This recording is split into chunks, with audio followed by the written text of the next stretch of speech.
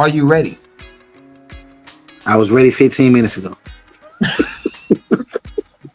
So, is therapy becoming a new excuse, or is it still considered a real solution? You said therapy? Therapy. Everybody's screaming about, man, I gotta go get some help. I gotta go get some help. I gotta go get some help. They get the help and they gotta go get some help. Right. So you asking, is that a solution or what? Is it an excuse? Is it an excuse, or is it still is it actually helping people in the community, or is it just people using it as an excuse to continue to doing what they're doing? Well, therapy technically is supposed to help you. So if you are going to therapy and you're continually to do the same thing that you were doing prior to therapy, so it either is one or two things: you don't give a fuck, or you just not paying attention while you're in your therapy session. Because if you are genuinely paying attention in your therapy session, you should get something from it. Right. Because the one thing I can say, the therapist will ask you very definitive questions that will make you engage. Like, they're not going to ask questions like I will ask or you will ask. They're going to ask very specific, definitive questions that you have to engage in these questions because they are so specific and the questions are tailored to you. So if you are going to therapy and, like I said, you're continually to do the same shit, you either just don't give a fuck or you're just not paying attention. So, I mean, in that case, I like her answer. Mental health is becoming an excuse, not therapy. Everybody is claiming issues, but not everyone is doing the work. Mental health is becoming a big distraction. You feel what I'm saying? Everybody swear they have mental issues right now. Right, I feel the same way. Like you said, even in like the courtroom, you can see somebody, they'll shoot somebody or something like that, and they turn around and say, I'm not. They get, to a place where they say, hey, I was mentally impaired, I was this, you wasn't all of that until you had to go to court. You wasn't all of that until you had to, not all the time, but I'm just saying that I've seen where people use that as an excuse. Like, oh, because of my health, I did this, or because I understand somewhat, but still there's accountability, Facts. Yeah. Okay. Courtney, though, Rashina, I want you to elaborate more on why you believe therapy is needed. Of course, everybody, have basic answers, but when it comes down to therapy, you feel what I'm saying? I just think it's overrated. You feel it can be underrated, but it's overrated to me. That's just Why? The reason why I say it's overrated is because we just had this conversation about going to the right person. You feel what I'm saying? It's all about that right person that actually can give you or challenge you to see who you are. Not giving you insights based off the information you give them, but is able to dig deeply inside of who you are. Not focus on the outer or who made you this way or who made you that way. Because if you're going to therapy for something 20 years ago or 10 years ago, it's time to look at you. If you're going to therapy because you feel like there's problems everywhere you go, then it's time to look at you. We need to figure out what's going on with you. You feel what I'm saying? And I don't think a lot of therapists, is digging into the person per se. So what do you think that's just my take. So I'm asking, they're just hearing. That's what I'm saying. It depends on the person, but as like a profession, as a profession, it's just like going to the doctor. I went to the doctor and I lied about something, you feel what I'm saying, and he actually agreed, but not agreed with me, but he was like, yeah, I see this or I see that, boom, boom. Like, nigga, I'm over here trying to get workers' comp. I ain't trying to work no more. You feel what I'm saying? I'm saying that. But you over here trying to, get paid. But as a therapist, they're not So a therapist can only, like I say, they're gonna ask questions, but also they have to hear you. This is how they're gonna formulate questions to dig into you. So their questions are gonna come based on whatever it is that you tell them. And once they hear what you got to say, now they're gonna formulate the lining of questions that they need to formulate to dig in to you personally, not just on the outside. They're going to dig in. That's why I say they ask very definitive questions. Like, they're not going to ask basic questions like you might ask somebody like, well, shit, nigga, like, well, what did you do? Like, they're not going to ask no questions like that.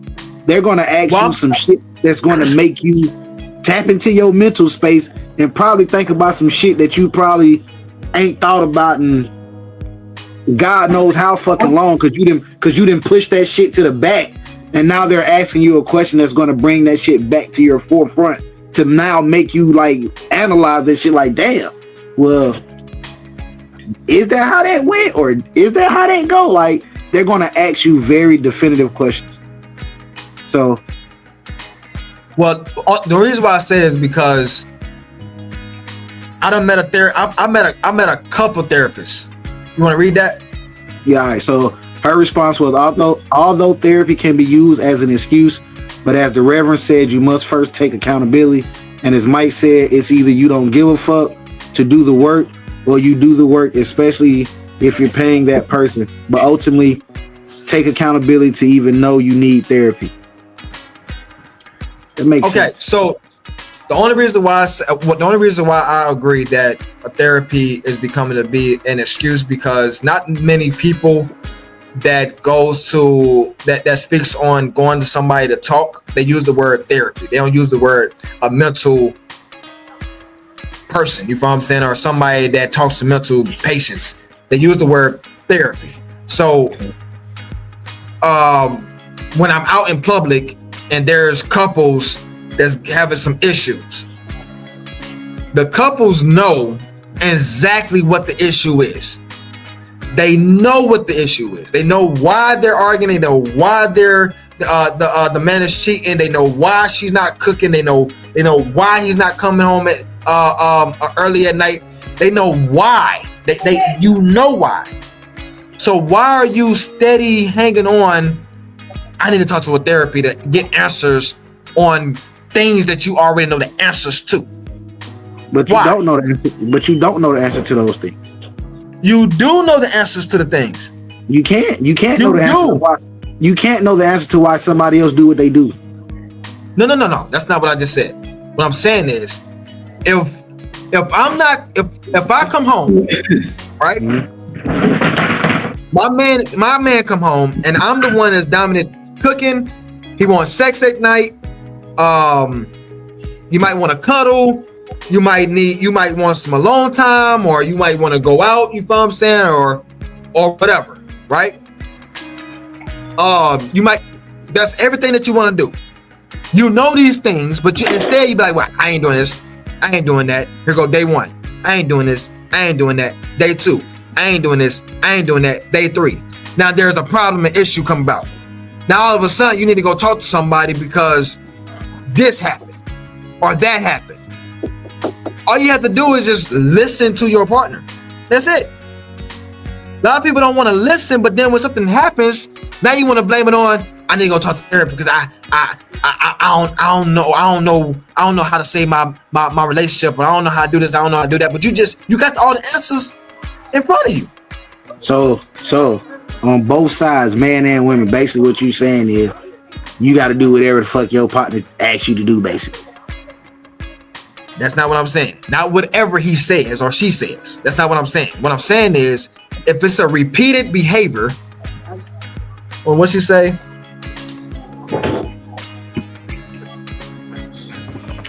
Okay, y'all not understanding what I'm saying.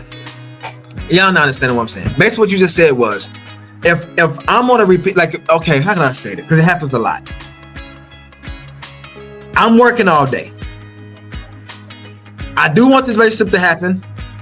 I want my marriage to stay put. You know what I'm saying? I don't want this man to go. But he works 12 hours a day. He come home, there's no food. Day 1. He come home, there's no food. Day 2. He come home, there's food. Day 3. But he come home, there's no food. Day 4. He's telling you like, yo, I'm working so much, you're not doing nothing. You at the house. Can I expect such, right? She say, I'm work on it. Then she don't work on it.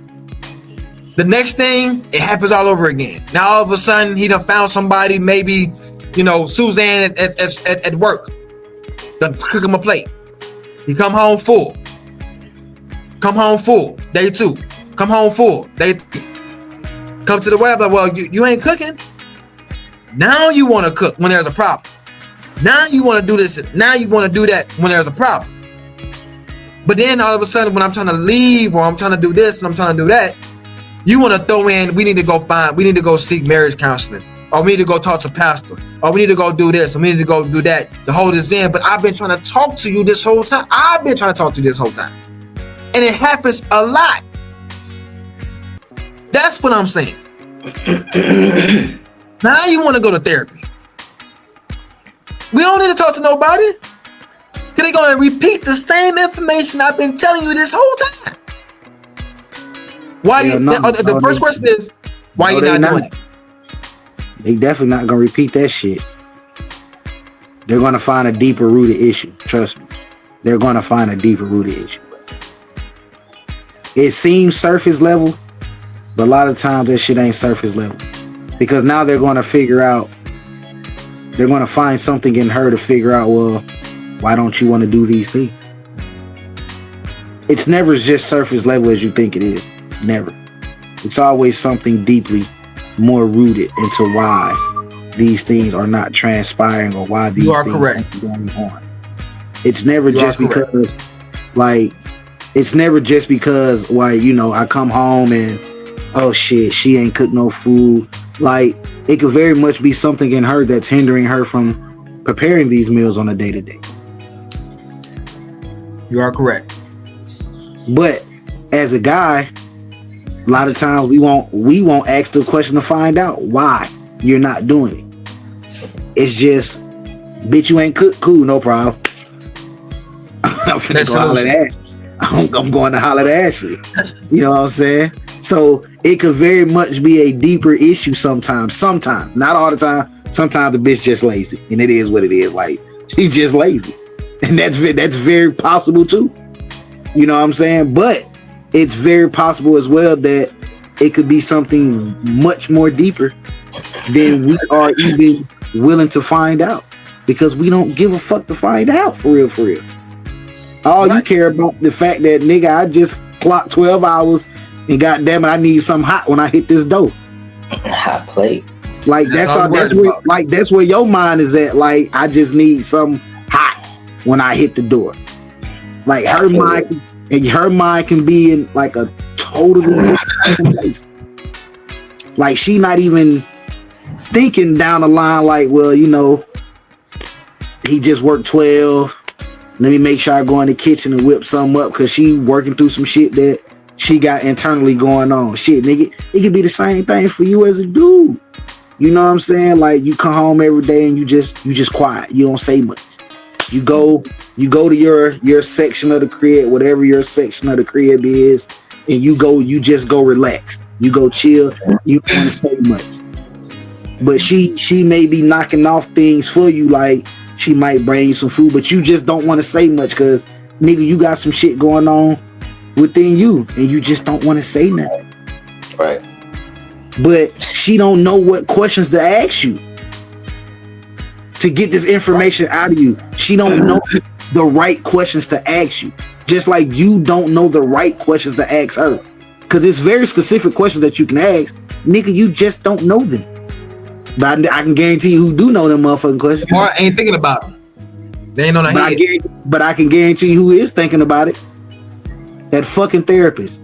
Because this is what they do.